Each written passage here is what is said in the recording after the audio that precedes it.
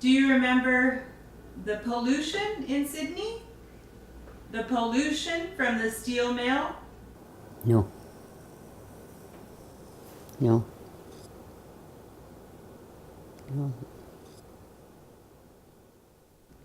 Did Dad ever talk about it?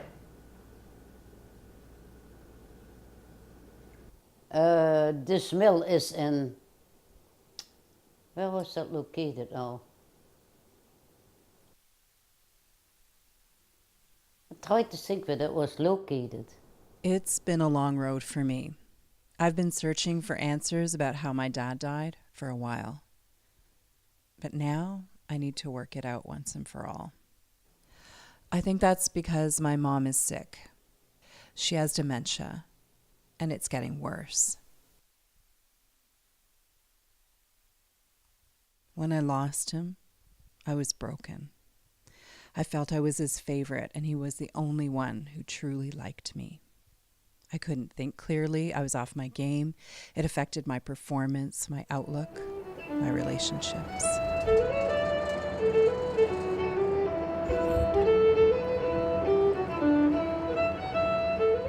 Now there's probably only one person who can shed some light. He lives in Nova Scotia, where my dad grew up. It's my dad's brother, Uncle Greg. He takes me to the old neighborhood. Where are we heading now? Where are we heading now? I thought we might go down the north end, go around the park, and then go over where the steel plant was. How's that sound? Oh, that sounds good. My dad and his family lived down the street from a danger no one thought about years ago.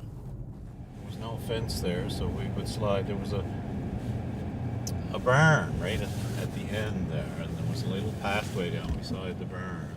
They were right there, the tar ponds. 700,000 tons of toxic sludge and runoff from a steel plant that operated for about 100 years. After my dad died in 2001, I started hearing about the high cancer rates in Sydney, about the chemicals, the carcinogens. I connected it, then I discounted it. A few years later, we lost my dad's brothers, Tom and Bernie. They also had cancer. 3 brothers, 3 different types of cancer.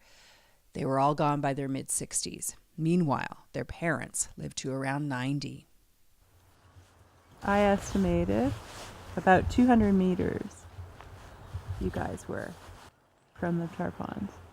Yeah, I think that's a reasonable distance. And would kids in the neighborhood play here? Yeah. Yeah, but there was a fence, you know. It seemed fine at the time, but now you would have second thoughts. Did all the brothers play here? Would you have played here, you Yeah. and your brother? Oh, yeah. I visited Sydney often when I was young. I remember my grandparents' house, the smell of tar, and the orange sky. It was otherworldly. I'm sure there were days that the wind was blowing in that direction, and we had to go and quickly take the laundry in off the line outside. So if you didn't, then you would have had to wash it again. Yeah.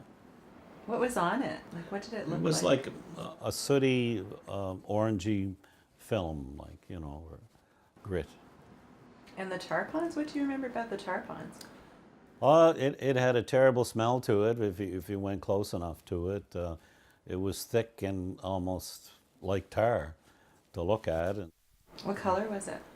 it was black like tar.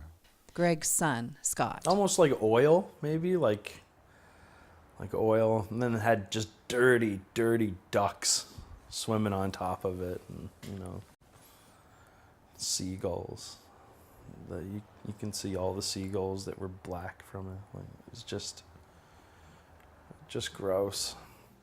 Joe Pettipaw was involved in a class action lawsuit that wasn't able to move forward after a long fight. He moved away during this time. We sold it because we could no longer live in the atmosphere of Whitney Pier. The smell of the tar ponds was unreal. We couldn't even sit out on our patio deck. And my wife had said to me, she says, "Joe, the summers here are ridiculous. We have to get out of here just for the summer." And she had cysts on her back and most of her body. And I started thinking, my God, maybe this is the reason. And then around 2006, it just got increasingly worse. And we knew with the potential, hopefully there was going to be a cleanup, it was just going to get worse. And we didn't want our grandkids playing in the dirt. Neil McQueen was involved in the suit as well and lived right around the corner from where my dad grew up. But the birth defects, on one street alone, there were 7 houses that had children with, or one child in each house, 7 of them with birth defects. Now me, I have a son that was born with cerebral palsy. And I didn't like that. It was a very difficult thing to accept, you know.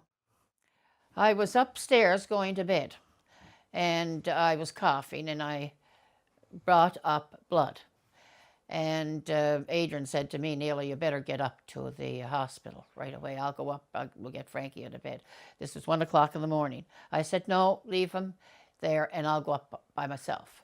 So I went up and they took an x-ray. And that's when I found out I had lung cancer. And did you smoke at all, Neil? I never smoked. I'm glad you asked that question. I never, ever smoked 1 cigarette in my life. Right at the end of the street here, it was welcome to the gates of hell. It was a bad effect, especially on the children, you know, that lived in this area. You know, their friends would come to visit them. What does that mean? Like, you know, the gates of hell. But I always say I'm living next door to cancer.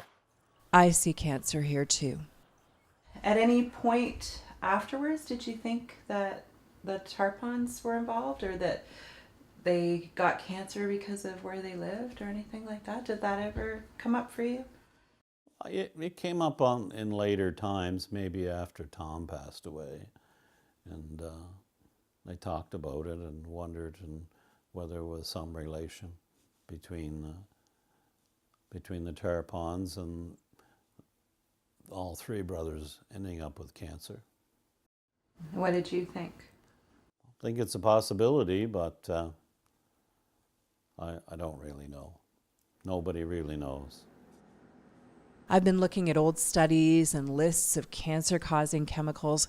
I spoke to the lawyer behind the lawsuit. I just keep asking myself, how could this happen?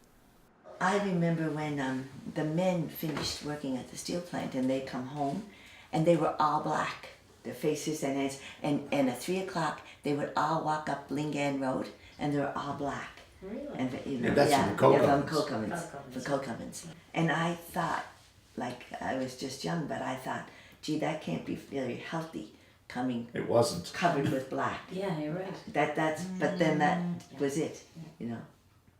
It's industry. People work. I remember my friends telling me that when I told them they were all going to die young, and they told me basically to shut up because they had jobs. That's not the words they used, but nevertheless. That's true. Yeah. Have you ever heard the term smoking baloney? Yes. No, I haven't. Yeah? no. What do you think of it? What does it mean to you? It means if the smoke stops, you don't eat. Or if it allows you to keep smoking, you eat. My dad asked me to pen his obituary. I wrote this story about our last family trip, how we came across a strange sign outside a restaurant. Breakfast served, it said. Clowns.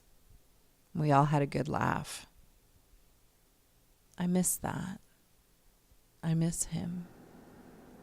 And Bernie. Tom. Oh, it was terrible. I mean, he was only 60 years old. He was on a ventilator, and at 60, he passed away. So he had a lot more life and a lot more left to give, and it wasn't good. And Bernie? Well, yeah, Bernie's died within a few months of Tom, I think. Yeah.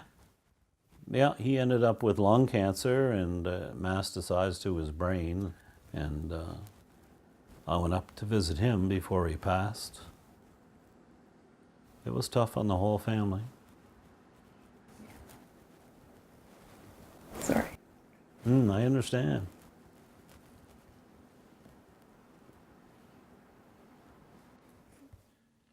So my dad and his brothers, they grew up in the North End at George and Louisa Street, so near the tar ponds. Do you think I'm crazy to think that their cancers were caused by where they grew up? No, you're 100% correct. The tar ponds area is capped now. There were other recommendations, including to ship it out and burn it, but they didn't. They mixed it with cement and covered it with grass and other material. It's a park now. That's what angers me the most, I think. My dad's gone, his 2 brothers, many other people. But the chemicals aren't really gone at all. They're still there. Do I believe their environment caused their cancers? Yes, I do. Now more than ever.